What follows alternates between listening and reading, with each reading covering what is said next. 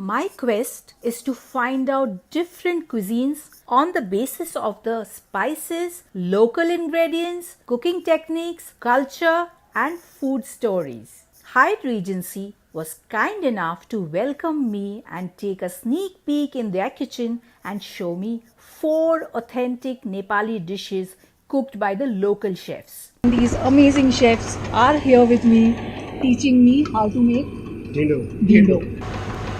It is like a porridge. More like a porridge. More like a porridge. So what's the proportion? For the half kg of the flour, we use 1 liter of water and salt according to your taste. So double water. Double water.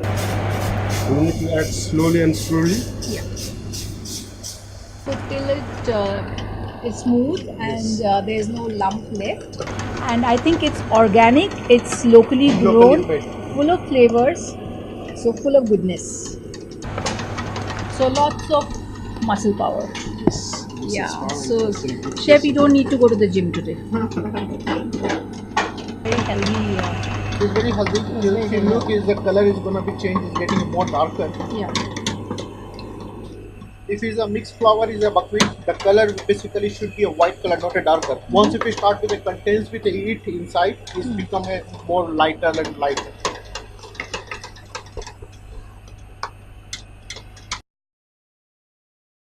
Here we are making Ghundruk Achar.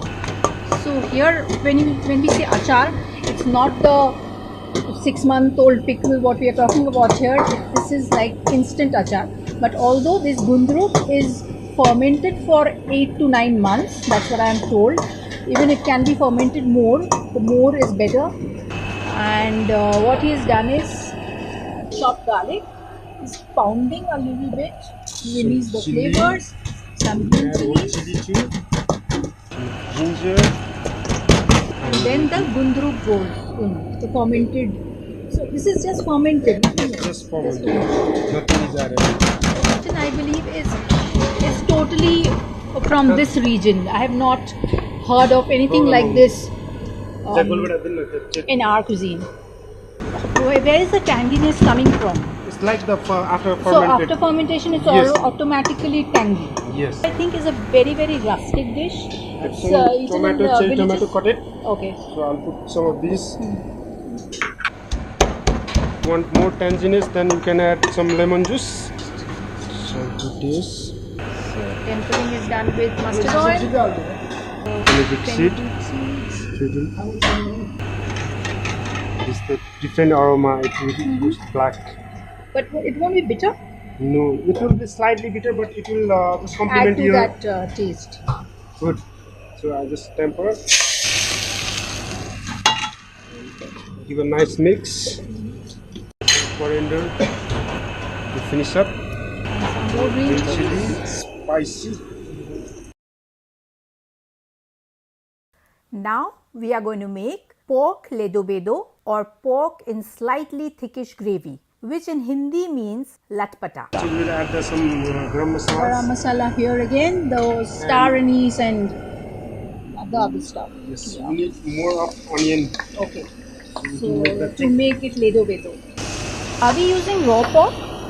Raw yes, pork it's or the raw, it's, and I have marinated 1 hour before. So the onions are nicely brown now. I'm going to put some ginger garlic paste on this. It goes then. Again, your coriander cumin powder will go? Yes, I have put a little on the marination. Yeah.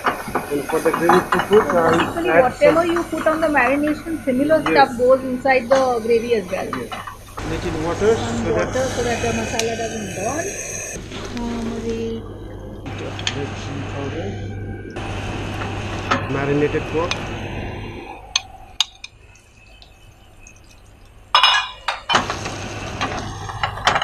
The marinated pork goes in the coriander and cumin.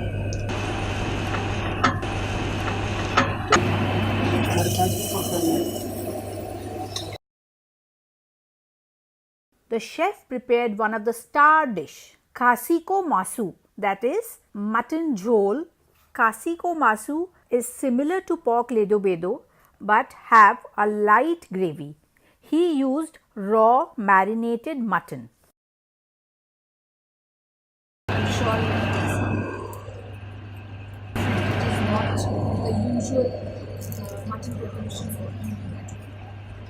Very nice to visit. My understanding about this untapped cuisine grew after this demo. The food of Nepal has so much similarity with our very own Indian food, but yet it's different in terms of usage of spices like timur, Szechuan peppercorn, zimbu, dried herbs, the vast use of fermented greens like Ghundruk, dried meat, vegetables makes the cuisine unique. I came back enriched and satisfied.